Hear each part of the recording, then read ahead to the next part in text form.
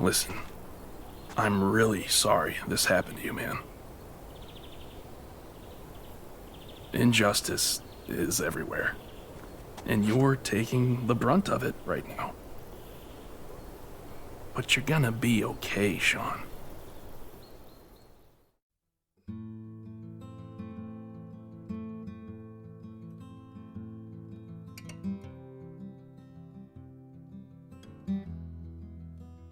As I begin to write this essay, it's the 3rd of June 2020. 6 months to this day, the final episode of Don't Nod Entertainment's Life is Strange 2 was released.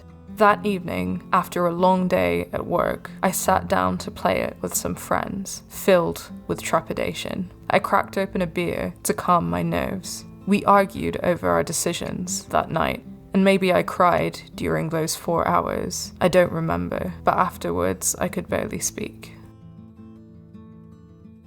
Hi, I'm Sarah, pronouns she, they, and welcome to Game Assist. Massive trigger warnings ahead for this video.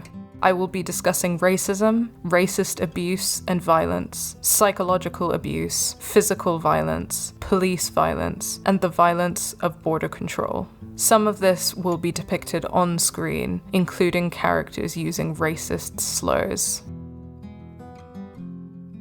These past couple of weeks, I've been revisiting Life is Strange 2 for the first time in almost half a year. I thought it was weird that I had been able to play the original series again and again and again in the space of a single year. So much so, I knew inside out every single decision, every outcome, every line of dialogue. But this sequel I couldn't touch again for almost 6 months. Why?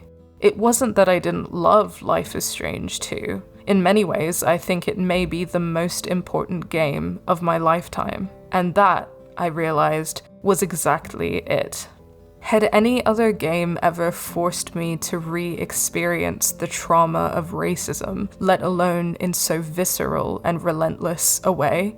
Playing an elf in Skyrim or an android in Detroit Become Human really doesn't count. And you can keep your eye out for some content from us on the deeply problematic trope of fantasy and sci-fi racism another time.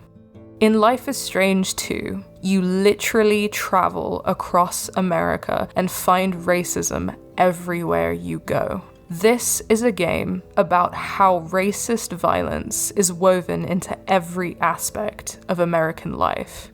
If, in Life is Strange 1, the all-seeing eye represents the ubiquitous and inescapable violence of the male gaze, a statement which could be the premise of a whole other video in itself, in Life is Strange 2, it's the eye of the American state. A police state, a racist state in its very DNA. Even in the farthest reaches of America, as Karen says, "You can't escape reality. Even here."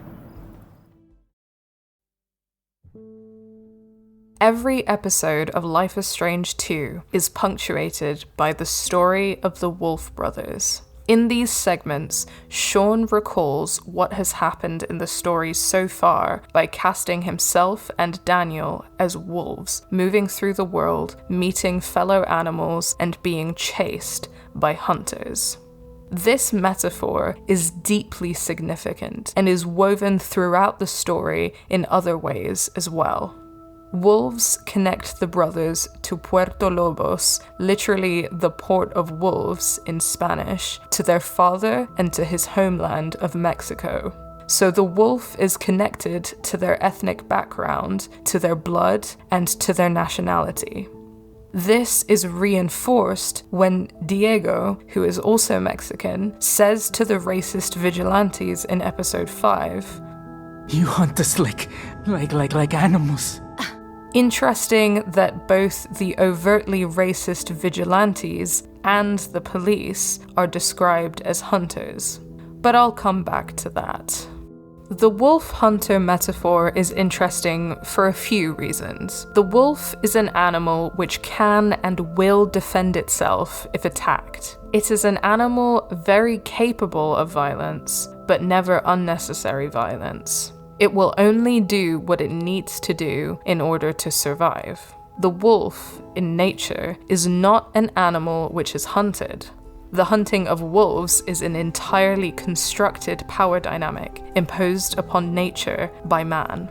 All of this implies, first, that racism is man-made, not natural. This is important to say in a world where the idea that bigotry, inequality, and violence are necessary or natural parts of human life is prevalent. It's just human nature, we're told, to fear what we don't know, to abuse power, to be greedy. But it isn't. The naturalization of racism is in fact one of the major ideological tools which allows this system of inequality to flourish. We can't do anything about it, we're told, because it's just the way the world works. And so dissent is stopped before it even starts. The wolf hunter metaphor also implies that it is only natural to react with violence when you are faced with violence. If the writers had chosen an animal of prey to represent the brothers, for example, Art Spiegelman uses the cat and mouse metaphor to represent Nazis and Jews in his seminal graphic novel, Mouse, this would not be the case.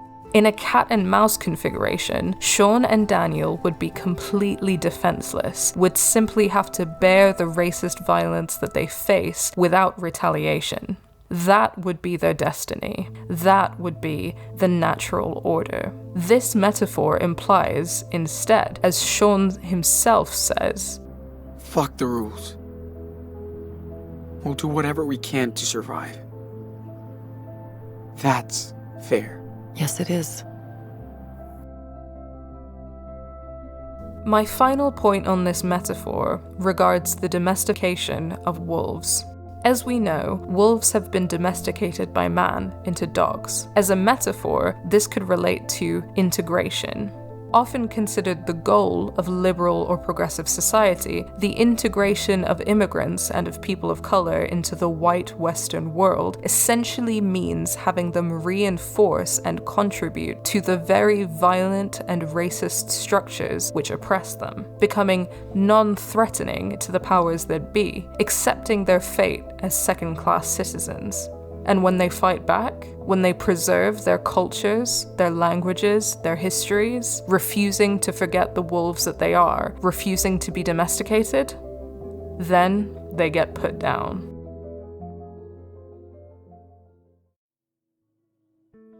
I've said that this is a game which demonstrates that racist violence is woven into every aspect of American life. But how so?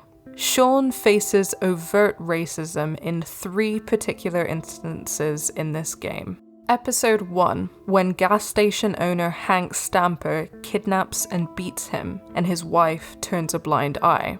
Episode 4, when a sadistic racist named Chad humiliates Sean or physically beats him, and his brother Mike does nothing to stop him. And Episode 5, when 2 vigilantes hunting illegals on the border shoot Daniel and capture Sean, and the cops stop them simply to take the brothers into their custody instead. If you're sensing a theme here, that's because there is one. There are many people in this game who posture to be better than those that they dismiss as rednecks, but they are complicit in racist violence too.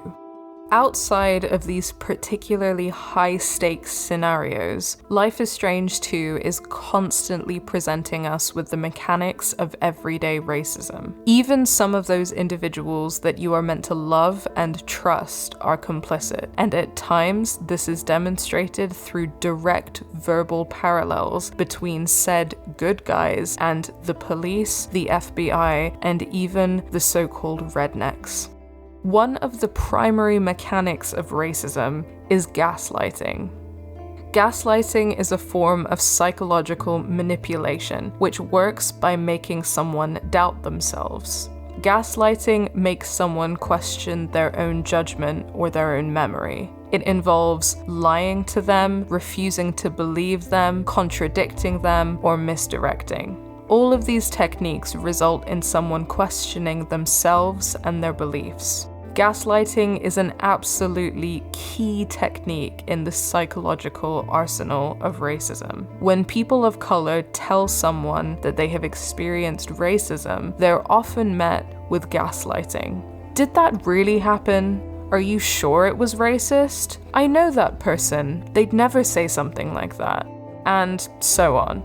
So when we call all forms of racism violent, including microaggressions, that's because it literally causes psychological trauma and damage to people of color on a daily basis. Racism manifests as psychological as well as physical abuse, and all forms of racism are violent.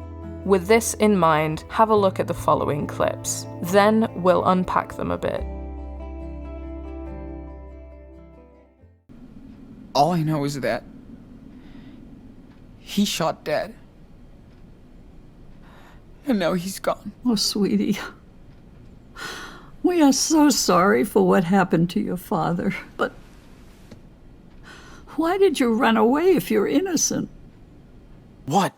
I've been telling the same fucking story for 3 weeks. How much longer? Until it makes sense. Until you get it right. So, silence isn't gonna help you now. You claim that Officer Matthews' death was an accident, so why didn't you wait for the police? Sorry I had to secure you. But if you're innocent, don't act guilty. Was Daniel involved? Is that why you can't talk? No, no way. And you're absolutely sure your dad didn't go after the officer?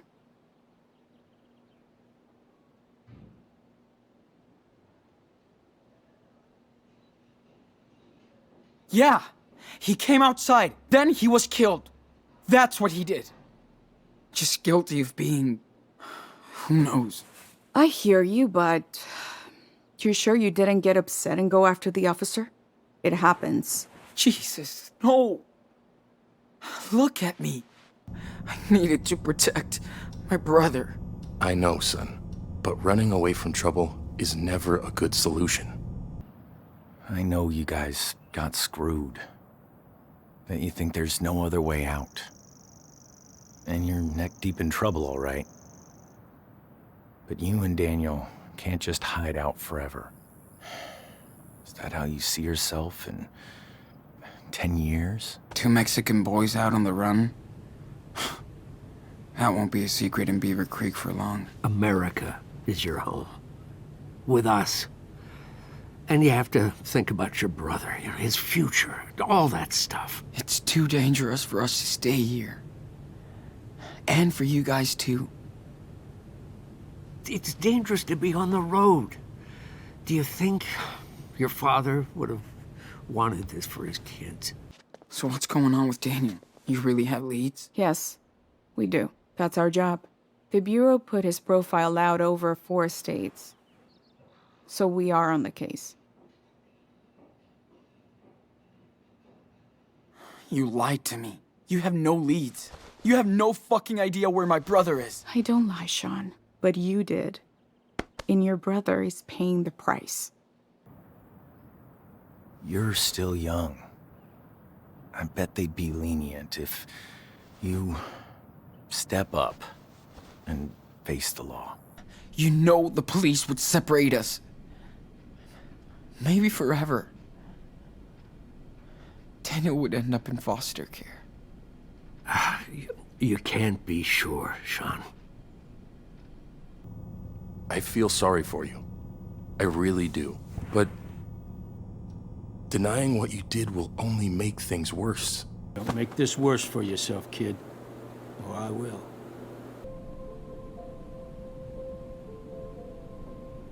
Jeez, I thought we were family, not prisoners. Well, maybe without us you might be. Where's my brother? Wish I knew. Little shit took off. I'll find him. Don't worry. If you touch him... You think I'd hurt a little boy? Let go! Don't touch my brother!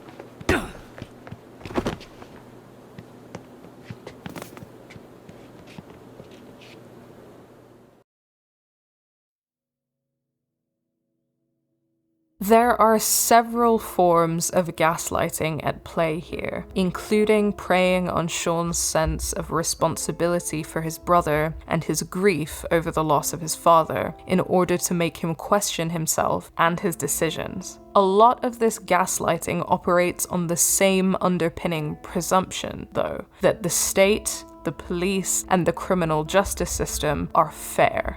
That if a young man of color just gives himself in, if he's innocent, everything will be okay. But we know that the criminal justice system is racist. To even call it a justice system of any kind is overly generous. Sean was condemned the minute Officer Matthews died, no matter what you do for the rest of the game, and it is possible to play through this game without hurting or killing anyone. He will be punished.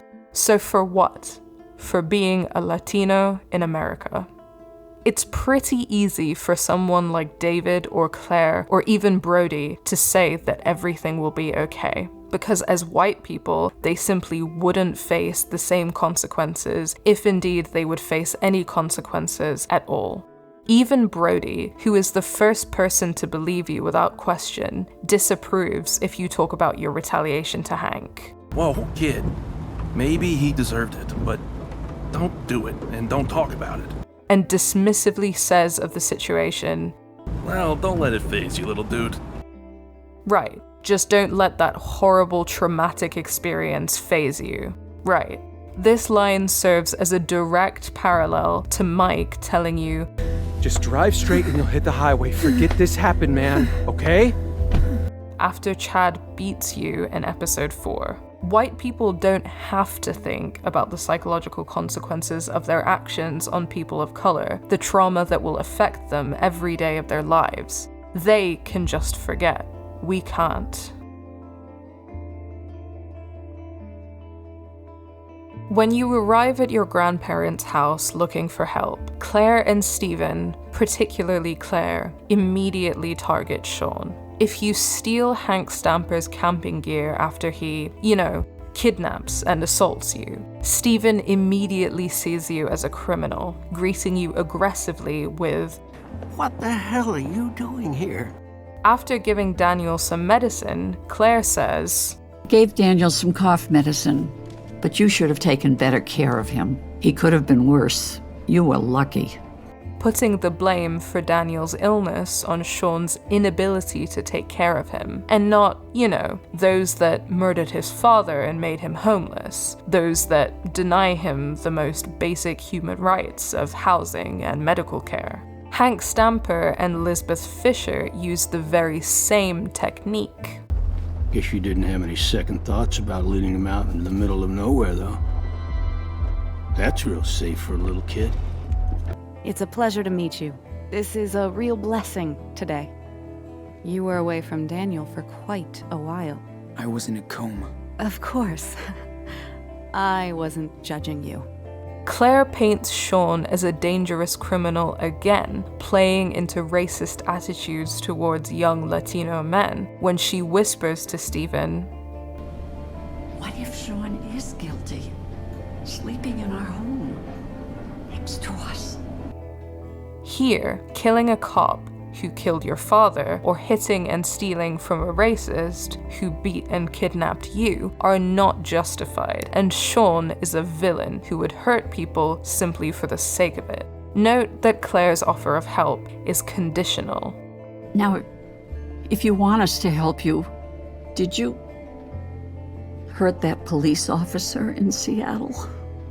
If there's still any doubt that Sean's grandparents are racist, the Make America Great Again hat in Stephen's workshop serves to punctuate the point. In both surrender endings, Daniel ends up in the care of these people, in one scenario under house arrest. I'm reminded of Karen talking about why she left her parents and never looked back. But it all just looked like a sweet golden jail to me. Though Karen is a white woman, this is particularly significant due to her rejection of societal norms. But more on this later. Everyone who gaslights you in this way is white, with the exception of Agent Flores. But Agent Flores is an FBI agent and a tool of the state, a domesticated wolf, if you will. She may not be white herself, but she serves the racist American state. You're actually given the option to do the very same thing as Sean when you're chatting to Diego and Carla, and you can say, No somos ilegales. Nacimos aquí. Intentamos llegar a México. Pues ustedes van a ser ilegales en México. Cuestión de perspectiva. The sort of state propaganda that dehumanizes people of color and paints cops as protectors is also explored in an easily overlooked newspaper clipping in episode 2. The headline reads, "Family recalls gentle officer killed in Seattle shooting." This immediately centers the humanity of the police officer by describing him as gentle and making him relatable by mentioning his family. It also tells us that he was killed without providing the context that he died in an accident after drawing a gun on 2 children and then murdering an unarmed man. This trend continues in the text of the article. Matthews was killed in a mysterious and controversial Seattle incident that left 2 dead. The controversy is not described, and while Matthews was killed, Esteban was left dead, not murdered. Esteban is not even named. There is only a cursory mention of the Diaz family. Again, Matthews' family describes all the victims of that terrible accident, painting Matthews himself as a victim, painting themselves as victims, and painting the murder of Esteban as an accident rather than a racially motivated murder. Their proposed solution is that the police department needs better funding so no officer goes on patrol alone if their partner is sick or unavailable. Of course, as we know, cops murder people in broad daylight in large groups all the time. So the idea that more cops with more money for more weapons would solve the problem is completely preposterous. Finally, they talk about how Matthews volunteered his time to charity. How could he possibly be guilty of murder, right? Interestingly, while Sean is seen as a criminal capable of all sorts of evil by the state and by his own grandparents, those who enact violence on him are also pretty insistent that he is a child. It's not up to me, kid. He's just a kid, and he's hurt. Look. Yeah? What happened to your eye? I understand. I do. I'm trying to be the adult. You're too young to be dealing with all this.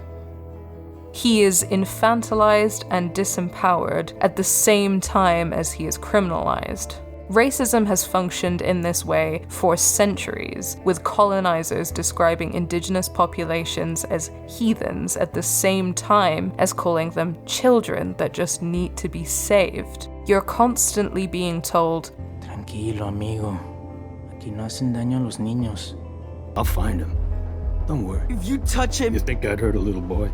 But even if we forget about the time Hank hit Daniel and all the times that this 10-year-old boy literally gets shot, Sean himself is only 16. But he doesn't get to be a kid. He's a criminal, an animal. He's not a person, certainly not a child. As Brody drives Sean and Daniel to safety, he says, "Welcome to Redneck Land. This ain't Seattle no more." But as we've discussed, and interestingly enough, Brody himself is the one that says, "Injustice is everywhere." Limiting racism to just rednecks, to just overt acts of physical violence or the use of slurs, is complicity. It's a refusal to understand or confront your own complicity, to really understand what racism is and how it operates. The minute his father dies, Sean's security is lost, but he was never really free, only living in a sweet golden jail. And does any kid of color really get a childhood?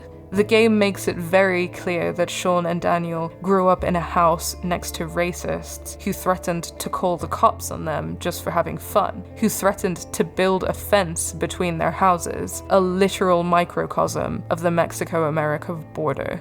So really, contrary to the popular phrase, being in the wrong place at the wrong time, which implies coincidence, Esteban's death was perhaps inevitable. If racism is everywhere, it's only a matter of time before it takes any given life.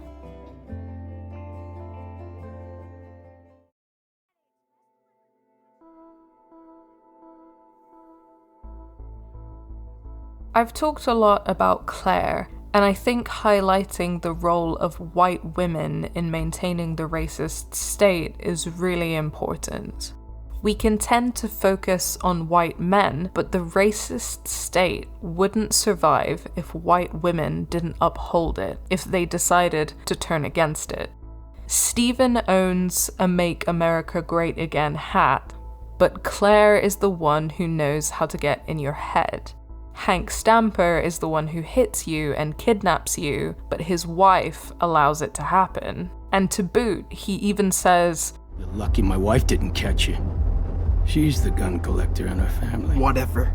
When you talk to the family outside the gas station, the woman there very feebly tries to be kind to you, but she does nothing to stop her husband from being cruel. Even her daughter looks smug, because her father's racism and her mother's refusal to intervene is what she's internalizing in the home. And of course, Madison in episode 5 is the gun-toting, immigrant-hunting poster child for the American man. Only she's a woman. If we're talking about white women, honorable mentions go to Lisbeth Fisher, who is essentially the villain of episode 4 and operates as a foil to Karen, but more about Karen later. Lisbeth tries to assume the role of Daniel's mother, and while Daniel's biological mother is also a white woman, Lisbeth tries to legally adopt him without his knowledge or consent, and to replace his Latino name, Diaz, with her family name of Fisher. Lisbeth is systematically trying to reduce Daniel to his biblical forename, to erase his Mexican heritage, to separate him from his family and anyone who could help him escape. Pitting siblings against one another is a textbook tool of parental abuse. Mark 3:25. If a house is divided against itself, that house cannot stand. Daniel is of use to Lisbeth, so she psychologically manipulates and abuses him, but Sean is not of any use to her, so she treats him as a heathen who can't be saved and disposes of him promptly. And to do all of this, Lisbeth is using the completely legal tools of the US state. All of this draws on the historical legacy of evangelical missionary colonialism and the associated erasure of indigenous cultures and histories, as well as the psychological trauma enacted on indigenous peoples. The religious overtones might make all of this easier to identify, but Lisbeth is using the very same tools of psychological abuse we've discussed so far. Institutionalized religion may not exist in the same way in America, but its legacy lives on. The racist violence of the state is also linked to capitalism. When rednecks like Hank, Chad, and the vigilantes in episode 5 attack you, they're always going on about defending their property. This links racism to capitalism, a theme which is explored particularly in episode 3, while Ingrid, from a position of privilege, assumes that legalizing weed is a good thing. Kush gig, but not when they legalize that shit. Then you can work legal on the farm, right? Not if the government steps in. Then the pigs, pill pushers, all bad. Penny points out that for homeless people, ex-convicts, undocumented people, fugitives, and more, this means it'll be even harder to get work. No paperwork, no job.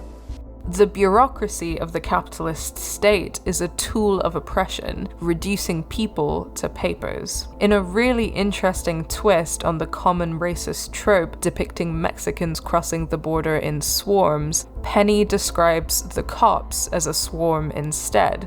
The swarm is coming.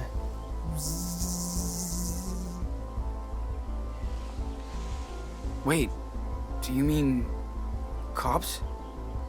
Like, coming to bust us? Sean, them motherfuckers is gonna shut down all the farms. Make room for Big Pharma. As a lot of the direct parallels between overtly racist rednecks, cops, the FBI, and your own friends and grandparents has shown, complicity in the racism of the state takes many forms. Both Agent Flores and Officer Campbell want to act like they're better than such rednecks, but the constant threat of the cops looms over you throughout the series. They are the most critical enactors of the state's violence. Chad and the vigilantes even explicitly confirm that cops and overt racists work together. You're not cops! You can't arrest us! No, but we work with them. And they sure appreciate our help. Looks like no one's coming for now. Step out or I'll call the cops. You don't want that boy.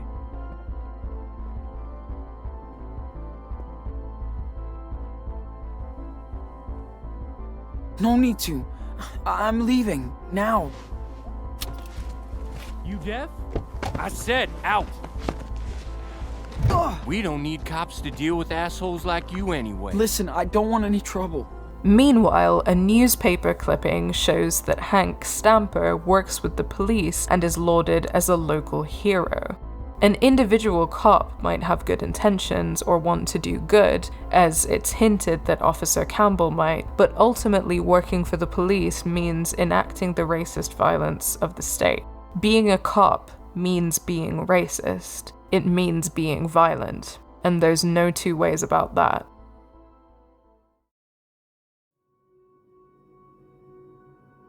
In the last episode of Life is Strange 2, as your final decision approaches, you are presented with arguments for each option. Throwback to the final episode of Series 1, when Max's nightmare sequence prompts her to consider sacrificing Arcadia Bay through a montage of her memories with Chloe, and to consider sacrificing Chloe through a sequence in the Two Wells diner where everyone you've met throughout the game, except Chloe herself, gives you a big old guilt trip. Okay, so maybe I'm biased about that one, but that's a conversation we will be having in another video. In the finale of Life is Strange 2, David represents surrender and Karen represents cross the border. Let's talk about David first. I know you guys got screwed. That you think there's no other way out. And you're neck deep in trouble, all right. But you and Daniel can't just hide out forever. Is that how you see yourself in 10 years? You're still young. I bet they'd be lenient if you step up and face the law. David means well, for sure, but he's completely wrong. The answer to his question, is that how you see yourself in 10 years, is this. If you surrender, either Sean dies or he is imprisoned for 15 years. Daniel loses everything and becomes warped by grief, or he has a normal life at the expense of Sean's. But is it really more than a sweet golden jail in the care of his racist grandparents? The redemption ending, as it's come to be called in the gaming community, an absolute misnomer in my opinion, because no redemption occurs here and there's nothing for Sean or Daniel to redeem in the first place, creates a sense of things having come full circle. We return to the forest that Sean and Daniel first slept in after their father's death, and the episode 1 theme, Into the Woods, makes a comeback. But the moment of return is after their father's death, not before. The brothers part again, and Sean returns to life on the road. There's no place in America for him. Remember, he's a man of color who's been to prison. It won't be easy for him to get work, let alone to follow his dreams. All of this is particularly interesting when we think of David as representing the rules, reminiscent of his role in Series 1, actually. Karen, on the other hand, represents freedom, and it isn't insignificant that she's a queer-coded woman who was once married to a man of color. It would be amusing that a white woman called Karen is probably the closest in this game to getting it, if it weren't so heartbreaking. Even in episode 4, Karen never invalidates, dismisses, or denies Sean's feelings. She offers her side of the story, and she offers to help. She never denies that leaving Sean and Daniel was wrong, and she never tells Sean not to be angry. This is a woman who listens, who really listens. Karen is aware of her privilege. She demonstrates this in the ways that I've described, but she alludes to it too. In episode 5, she says of the commune, I still feel like we're really privileged out here. And when she offers to buy you some time by handing herself to the cops, she says, It's not about me right now.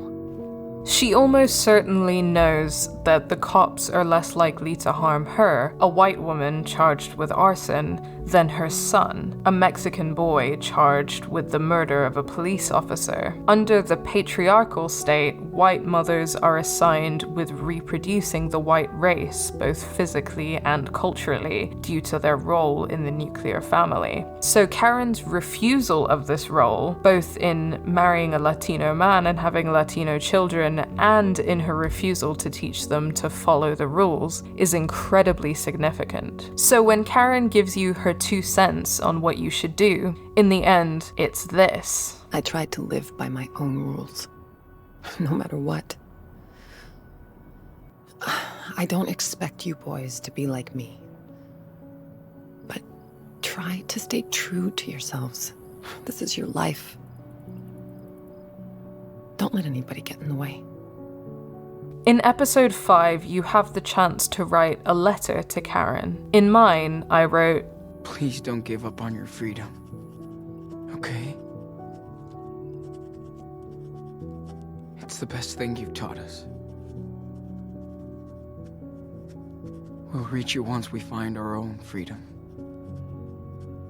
Throughout the game, the framing of major decisions is very interesting. Every image seems to be constructed and divided very intentionally. This is truer than ever for your final decision of the game. Here, surrender covers Sean's head, his eye, and his ear. Cross the border covers his eye patch, his nose, and his mouth. Symbolically, this would seem to indicate a conflict between seeing, hearing, and thinking on one side, and speaking, smelling, and impaired vision on the other. The head is aligned with Western rationality, with following the rules, with the psychological trauma associated with the prison industrial complex and the wider racist state. The mouth is aligned with your voice being heard, with being open and free and expressing yourself, even when you can't see and the road ahead is dark. The eye patch itself was a gift from Karen, further associating this choice with freedom. Similarly, in episode 4, when Chad tells you to sing, the sing option is associated with the head, preserving your physical well-being while arguably causing further psychological trauma, and refuse is associated with the mouth, with your voice, and with your agency. So, perhaps controversially, I would consider my good endings Blood Brothers and Parting Ways, and both are the result of choosing to cross the border, dependent on your other decisions throughout the game and the effect you've had on Daniel. If Sean crosses the border, what happens to him is in his control. Either way, he makes it to Mexico and he gets to live freely, whatever Daniel chooses for himself.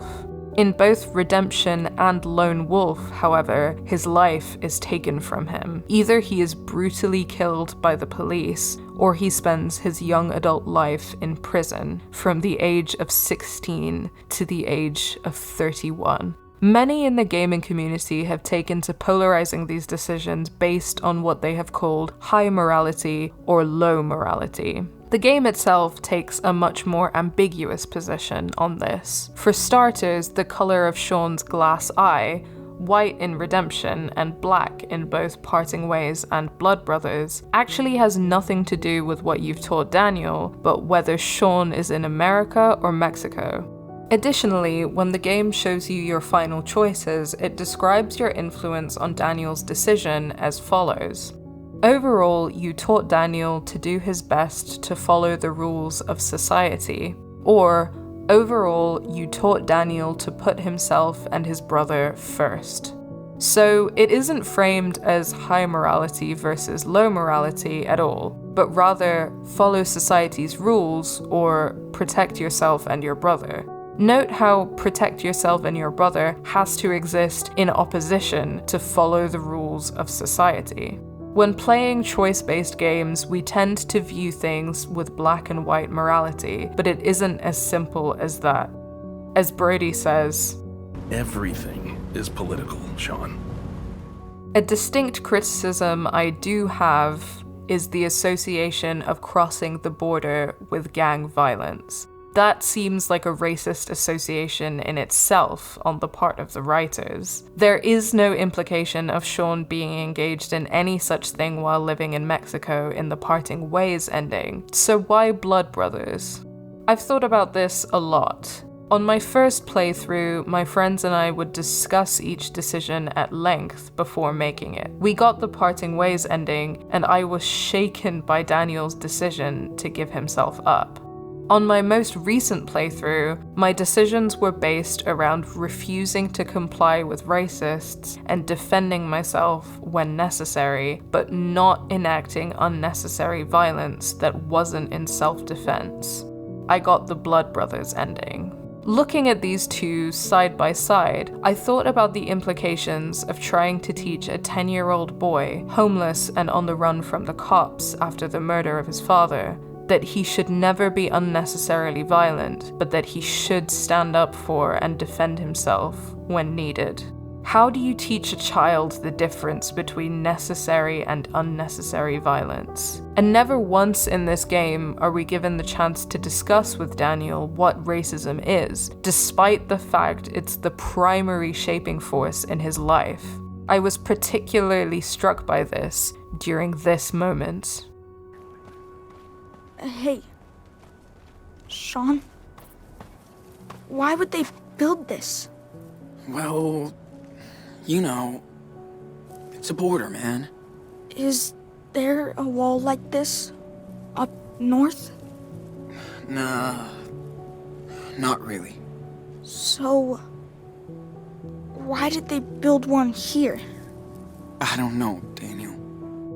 The answer, of course, is racism. But this is something that a young kid of color doesn't understand, hasn't processed, even though it's everywhere they look. We experience it every day, but we can't name it, can't place it. The unmetabolized trauma of racism sits within us, internalized. So young Daniel only understands hurt people or don't hurt people. And Sean, who's a kid too, remember, is not equipped to teach him any more than that.